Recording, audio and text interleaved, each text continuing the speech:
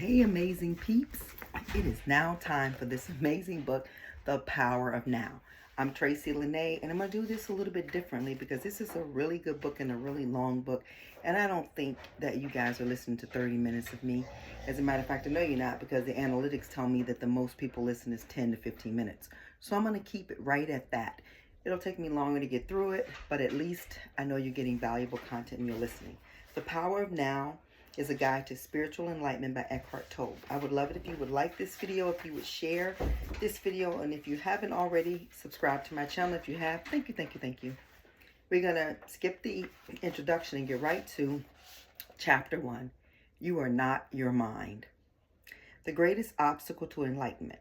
Enlightenment, what is that? A beggar had been sitting by the side of a road for over 30 years. One day a stranger walked by. "Spare some change," mumbled the beggar, mechanically holding out his old baseball cap. "I have nothing to give you," said the stranger. Then he asked, "What is that you're sitting on?" "Nothing," replied the beggar, "just an old box. I have been sitting on it for as long as I can remember." "Ever looked inside?" asked the stranger. "No," said the beggar. "What's the point? There's nothing in there." "Have a look inside," insisted the stranger.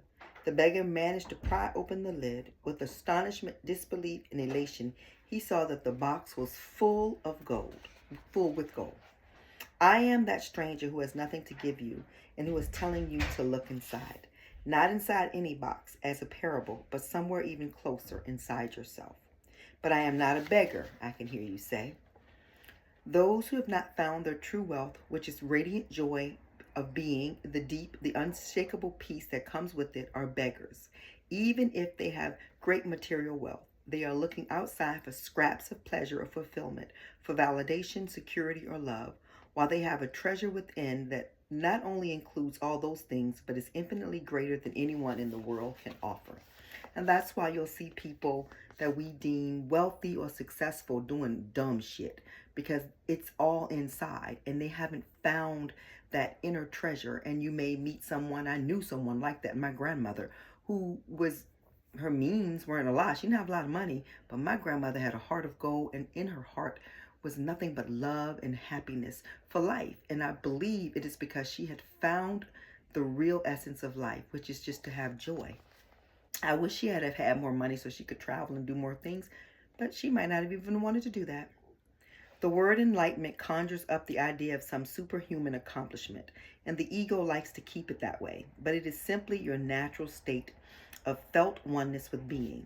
It is a state of connectedness with something immeasurable and indestructible, something that almost paradoxically is essentially you and yet is much greater than you. I like that. The God within you is you, and you are the God within you, but there's a bigger power as well at work.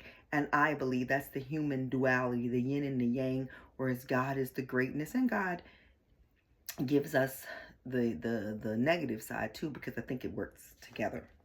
Where's that at? It is finding your true nature beyond name and form. The inability to feel this connectedness gives rise to the illusion of separation from yourself and from the world around you. You then perceive yourself consciously or unconsciously as an isolated fragment. Fear arises, and conflict within and conflict without becomes the norm. So that's why we say things like, you gotta struggle in order to have something. You don't have to struggle. You're choosing to struggle. Struggle is an ego-made thing, edging God out. Struggling is not something you have to do. It's something we do because we don't know how to just relax and let things be. I love the Buddha's simple definition of enlightenment as the end of suffering. There is nothing superhuman in that, is there? Of course, as a definition, it is incomplete. It only tells you what enlightenment is not, no suffering. But what's left when there is no more suffering? The Buddha is silent on that, and his silence implies that you'll have to find out for yourself. He uses a negative definition so that the mind cannot make it into something to believe in or into a superhuman accomplishment, a goal that is impossible for you to attain. Despite this precaution, the majority of Buddhists still believe that enlightenment is for the Buddha, not for them, at least not in this lifetime.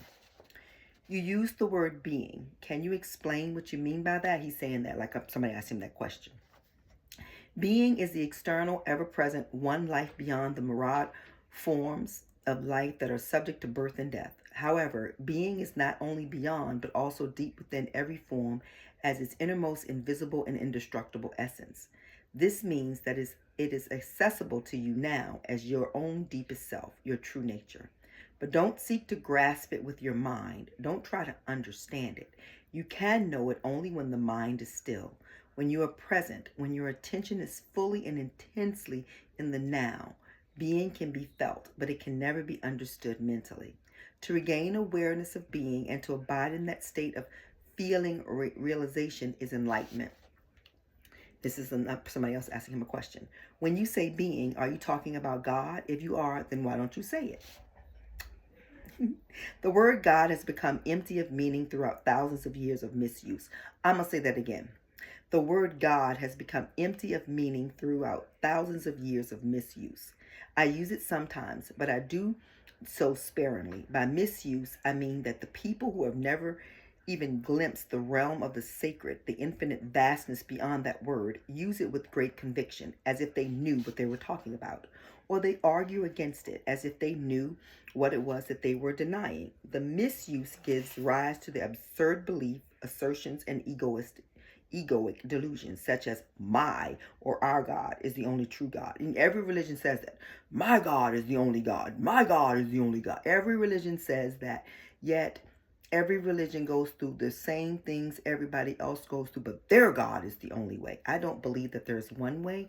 I believe the way that works for you is the way that works for you. And you should relish in it. You should do it. You should follow it. If you are saying one thing and doing another, you don't believe it. You're making excuses for your disbelief, because if you believed it, you'd be doing it. What you are doing is what you really believe in. It took me a long time to recognize that. And it's why I left mainstream religions, because I realized I'm not doing this stuff and I'm not going to do it because I don't believe it. I believe there's a well of information in it that I can use, but for the most part, most of the stuff I don't agree with, and I'm going to decide that I would rather go to hell on my own merits than to get into heaven on somebody else's. And that's just me. Okay. Nietzsche's famous statement is God is dead. The word God has become a closed concept. The moment the word is uttered, a mental image is created, and is usually an old white man with white beard and white hair, because we've been taught that God is Caucasian by telling us that the Son, that's the only God's Son, the only begotten Son of God, he white. So if he white, and you see those pictures, then that means his daddy must be white, and then his mama must be white. So white must be right, and it's not true. This is not me bashing white people. This is me saying that when you take the essence of the supreme being and you decide that it is white, you want people to worship you because you're telling them that God looks like you. And then you have people that have color that say, no, God looks just like me. So you're doing the same thing. Personally, I don't believe the Supreme has a skin color. I believe he created first female, and she was definitely dark like me because she was born in the place where she would be dark like me. The sun wouldn't let her be light skinned. There's just absolutely no way, just mathematically and scientifically speaking, that the first woman could have been blonde hair, blue eyed. There is just no way, because her skin in Africa wouldn't have been that but like for 5 seconds. So, but I'm not here to tell you that you can believe what you want to believe. I don't care. The word God has become a closed concept. The moment the word is uttered, a mental image is created, no longer perhaps of an old man with a white beard, but still a mental representation of someone or something outside of you. And yes, almost inevitably, a male, someone or something. We all got he. Doesn't make sense to me anymore, and I don't accept it, but I don't argue with people because people get to believe what they want to believe, and I don't have time to be trying to explain what feels right in my soul. I just let it feel right in my soul. You should do the same. Neither God nor being nor any other word can define or explain the ineffable reality behind the word. So the only important question is whether the word is a help or a hindrance in enabling you to experience that towards which it points. Does it point beyond itself to the transcendental reality, or does it lend itself too easily to becoming no more than an idea in your head that you believe in, a mental idol? The word being explains nothing, but nor does God. Being, however, has the advantage that it is an open concept. And I do think when you say the word being, God is a being, it's bigger to me than God is a male or God is a female. The being just makes it so much more accessible in my mind to see the what's the word I'm looking for? To see the, come on word, you're there. When I think of that, the word I'm looking for is there, and I'm trying to make it come to see the magnificence. That's not the word, but anyway, we're gonna move on. It'll come to me. Let me go back. Does it point toward itself to that transcendental reality, or does it lend itself to easily becoming no more than an idea in your head that you believe in, a mental idol? The word being explains nothing, nor does God. Being, however, has the advantage that is an open concept. When I think of the word being, I don't have a limit to that. But when I think of God as a male, then I think of a male with testicles and a penis, and I don't go past that. So for me, it doesn't work, but it could work for you, and that's okay. It is impossible to form a mental image of it. Nobody can claim exclusive possession of being, like people try to claim. Like men will say, I am the head because God created me first and you came out of my rib. Makes absolutely no sense that you came out a bone. However, people bought it. It is your very essence, and I'm not judging you if that's what you believe. You have a right to believe what you believe, but so do I. Nobody can claim exclusive possessions of being. It is your very essence, and it is immediately accessible to you as the feeling of your own presence, the realization, I am, that is prior to, I am this or I am that. So it is only a small step from the word being into the experience of being. This is another question someone's asking. What is the greatest obstacle to experiencing this reality? And he answers, identification with your mind. That's so true. When you start identifying with your mind, because your mind is only equipped to tell you what you already know through what you saw, what somebody else told you, what you decided to believe of another situation. So your mind really is in the way of you really experiencing the totality of being of God, because you've decided this is what it is. And some of us can let go of some things and say, well, no, I don't believe that anymore. But they're in the back of their mind, in that subconscious mind. You're still kind of living in that. Identification with your mind, which causes thought to become compulsive. Not to be able to stop thinking is a dreadful affliction, but we don't realize this because almost everybody is suffering from it, so it is considered normal.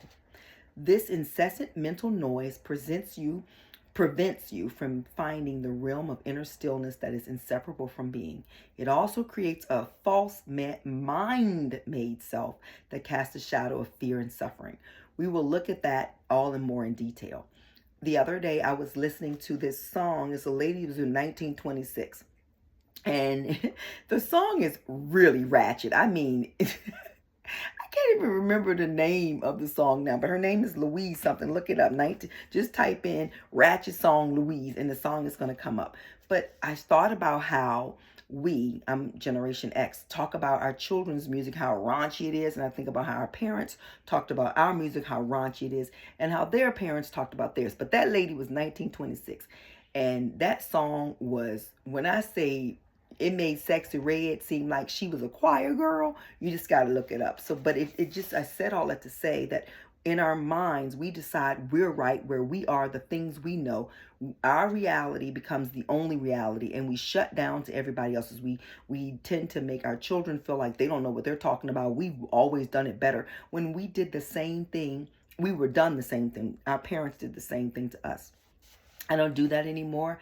I'm trying to be the type of parent that guides and gives wisdom as best I can, but understand that my children get to make the decisions that are going to work for them. And I don't get to be right just because I want to be right, just because in 1988 I did something, and I think they should do it now in 2024. Where is that? The philosopher Descartes believed that he had found the most fundamental truth when he made this famous statement, I think, therefore I am. He had, in fact, given expression to the most basic error, to equate thinking with being and identity with thinking. That goes back to the 4 agreements. When you think something, you're making an assumption. And an assumption usually leads you to going into areas that you don't need to go into. That I think, therefore I am. I don't believe that anymore. The compulsive thinker, because that's what I used to be, just always in my head thinking. My oldest son is like that. He's a thinker. He's always in his head, and trying to get him out of his head is very difficult. The compulsive thinker which means almost everyone lives in a state of apparent separateness in an insanely complex world of continuous problems and conflicts, a world that reflects the ever-increasing fragmentation of the mind. Enlightenment is a state of wholeness of being at one, and therefore at peace. At one with life is manifest is a let's go back. At one with life in its manifested aspect of the world, as well as with your deepest self and all life unmanifested. At one with being.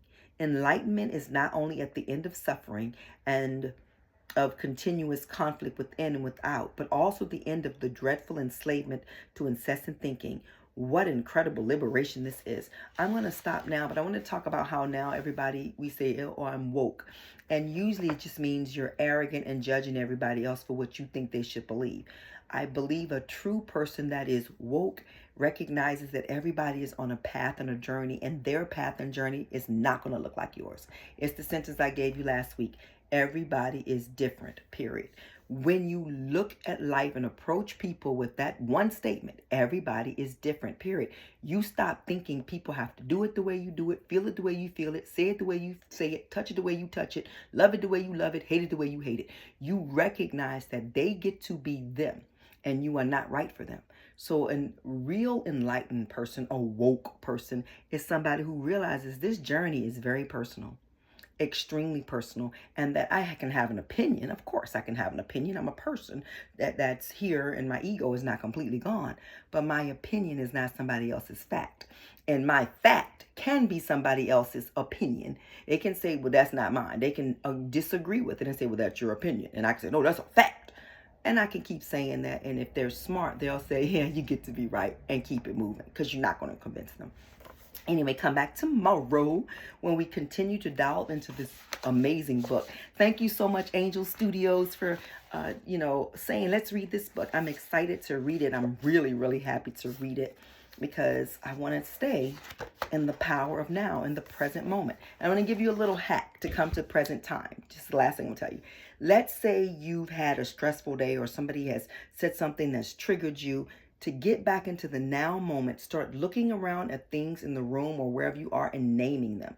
That's the TV. There's a lamp. There's a picture. It brings you back into present time. When you come back into present time, you'll see that whatever triggered you isn't real anymore, and you can let it go. And then you have to decide, if you're around a person that triggers you all the time, you got to make some decisions. Do you just want to be triggered all the time, or do you want to have a conversation with them? And maybe you two can come to an agreement that, okay, this is what triggers me. And honestly, they're not responsible for you. So they could say, I don't care. And you just have to be okay with that. And then make a decision for yourself to maybe not be around that person that much, or maybe to learn to work on your triggers. But coming to present time, looking at something and calling it exactly what it is, will bring you back to the present time. When you get back to the present time, the best thing you can do is to take a deep breath in and exhale it out and decide, I don't want to go there anymore. You can make all the decisions. It's your life. I'll see you guys tomorrow. Good Lord willing, the creek don't rise. Bye.